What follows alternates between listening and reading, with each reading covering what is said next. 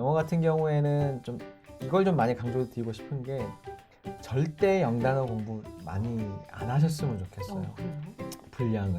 왜 초등 때 단어 테스트를 막 50개씩 100개씩을 하고 몇 달 안에 아이가 환자가 되거든요. 영어를 극혐하게 되는. 네, 안녕하세요. 이서윤의 초등생활 처방전입니다. 네, 오늘 이제 이렇게 스튜디오가 꽉 찼습니다. 이게 특별 게스트 분을 두 분이나 모셨어요.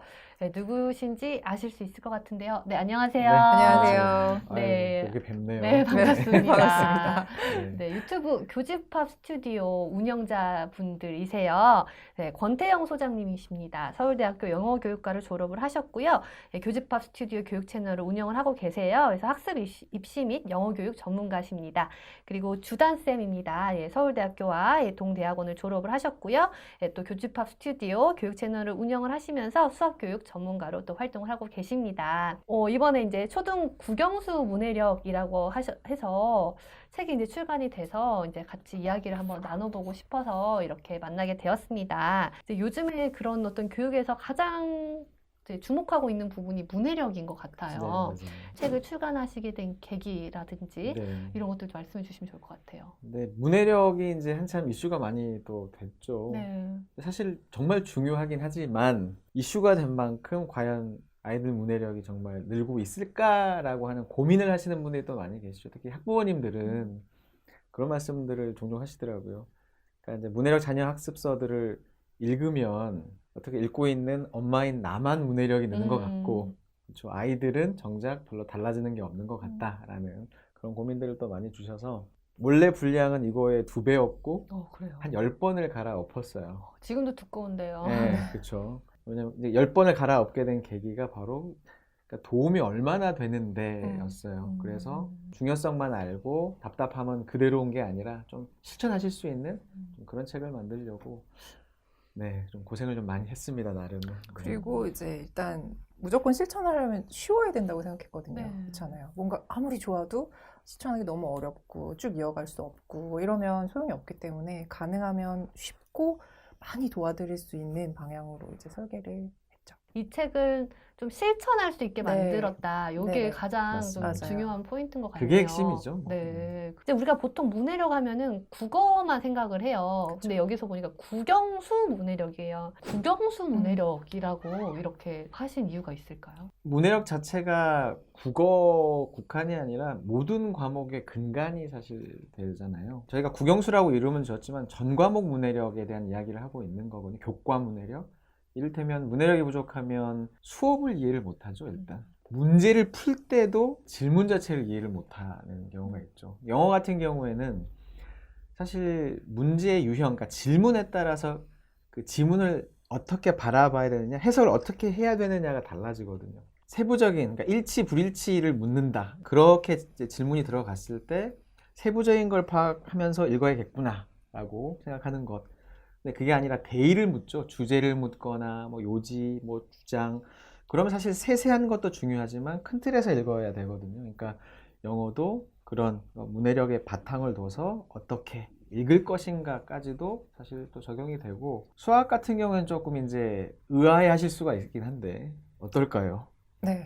제가 진행을 네, 해서 직업병인데 이해해 주시기. 네, 아무튼 그 수학도 문제 자체가 점점 길어지고 있잖아요. 그리고 우리 아이들한테 이제 필요한 공부를 여러 가지 추천을 할 때 이제 수학과 관련된 독서도 요즘 또 많이 강조를 하고 있는데, 그런 내용들도 이제 어쨌든 국어 한글로 써 있기 때문에 받아들이는 것부터가 일단은 걸림돌일 수 있죠. 근데 이제 그 안에 수학 용어들이 또 이제 숨어 있다 보니까 더 일반 국어책을 읽는 것보다 더 힘든 거예요. 그래서 아이들이 이제 수학에 대해서 뭐 쉽게 느끼지도 않는데 그런 이중고까지 겪게 되는 상황들. 그래서 전 과목에 대해서 얘기를 하고 있지만 특별하게 이제 국어와는 조금 다른 성격을 가진 영어와 수학을 조금 더 강조해서 설명을 드렸고요.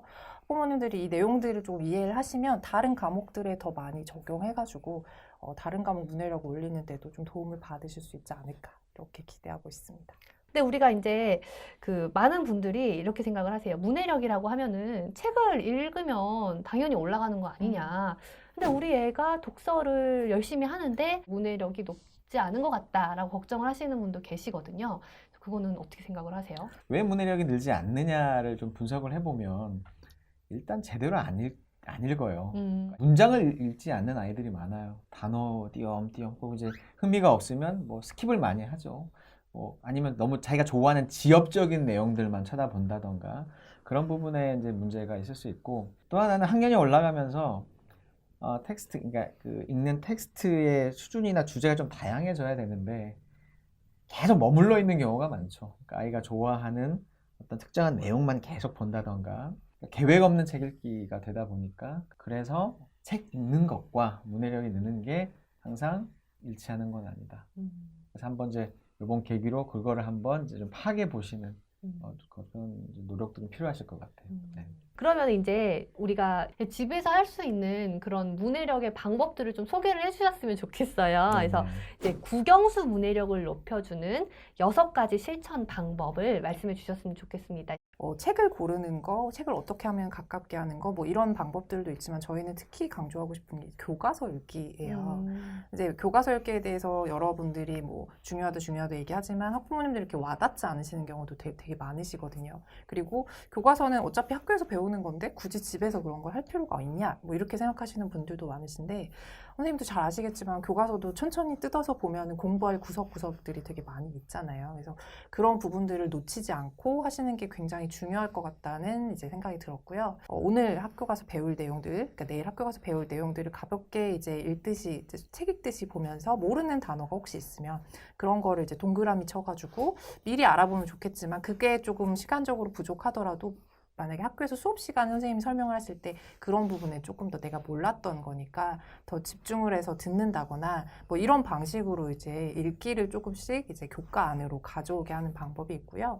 두 번째는 이제 일상적인 문해력을 저희가 되게 많이 강조를 했어요. 가깝게 뭐 가정통신문이라던가 아니면은 이제 집에 이제 문 앞에 붙어 있는 전단지라던가 신문 기사, 아니면은 뭐 그 지도 읽기라던가, 아니면 우리 약국에 가면은 약국 봉지에 써 있는 이제 복약 지도서 같은 것들을 통해서 우리 아이들이 실제적으로 문해력을 잘 키울 수 있는 방법들에 대해서 이제 인지를 하시는 게 중요하다고 생각하는 거죠. 이런 것들도 공부의 도구가 될 수 있다. 너무 이제 재미없고 일상과 동떨어져 있으면 아이들이 참여가 잘 안 되는 게 문제인데, 그런 부분에 있어서 이제 일상생활 속에서도 충분히 문해력을 좀 키울 수 있는 여러 가지 이제 방법들을 좀 말씀을 드리고 있고, 어휘 공부가 또 이제 있죠.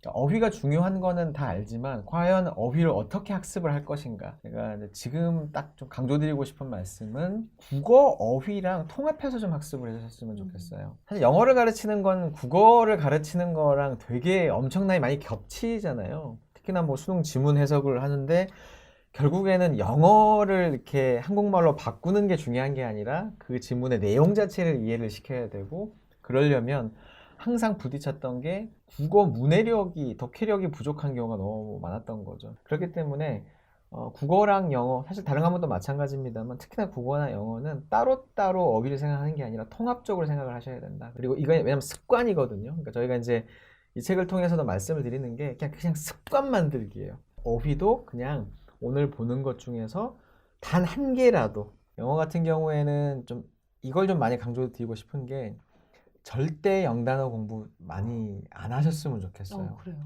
분량을. 왜 초등 때 단어 테스트를 막 50개씩 100개씩을 하고 몇 달 안에 아이가 환자가 되거든요. 영어를 극혐하게 되는. 근데 이거는 약간 제가 생각했을 때 그러니까 뭔가를 막연하게 생각하시기 때문에 이런 실수들이 발생을 하고, 학부모님들도 그런 함정에 빠지신다. 그래서 제가 계산을 되게 많이 해드려요. 안심시켜 드리려고. 빨간 날, 뭐 명절 휴일 이런 거 빨간 날 주말 다 빼면 한 240, 50일 남거든요. 근데 2개 정도는 누구나 할 수 있어요. 암기력이 부족하다 하더라도 습관만 좀 들면. 1년에 500개고 3, 4, 5, 6학년이면 2000개가 되는데 초등 필수 어휘가 800개잖아요. 물론 실제로는 좀 더 많이 공부를 하긴 해야 되지만 그렇게만 쌓아나가도 수능까지 대비하는데 지장이 없어요.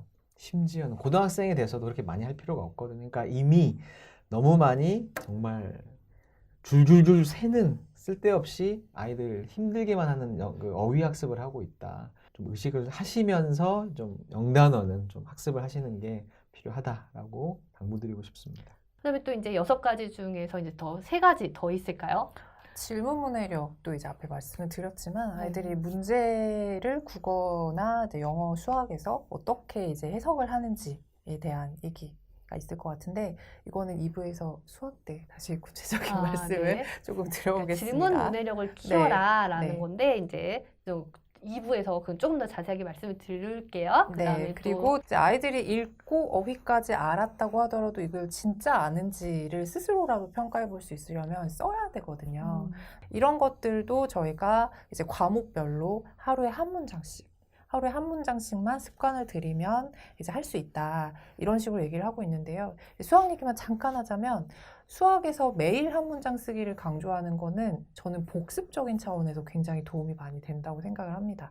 일단 국어랑 영어 같은 거는 약간 장문 같은 성격을 띠는 글쓰기가 될 수밖에 없는데 이제 수학 같은 경우에는 내가 오늘 공부했던 어떤 기본적인 어휘를 기반으로 한 뜻이라던가 이런 거라도 오늘 내가 뭘 배웠지라는 걸 한 줄씩이라도 좀 쓰기 시작을 하면 일단 메타인지가 늘어나기 시작을 해가지고 문해력 상승을 위해서 우리가 하는 거긴 하지만 수학 과목 전체에도 굉장히 긍정적인 영향을 끼치게 되는 방법이거든요. 그래서 이렇게 한 문장 쓰기를 과목별로 조금 지도하는 걸 해주셨으면 좋겠고 마지막으로 6번째는 이제 맞춤법이에요.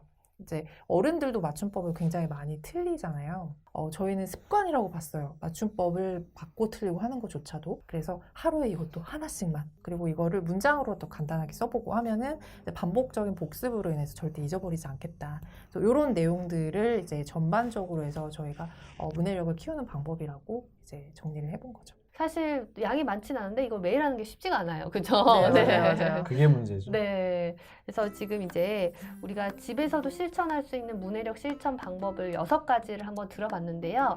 조금 더 과목별로 좀 깊이 있는 이야기를 나눠보면 좋을 것 같아요. 그래서 이제 우리가 2부에서는 영어, 수학 각각 전문가분들한테 조금 더 깊이 있는 이 국영수 문해력 이야기를 들어보도록 하겠습니다. 그래서 2부에서 뵐게요. 2부에서 봬요.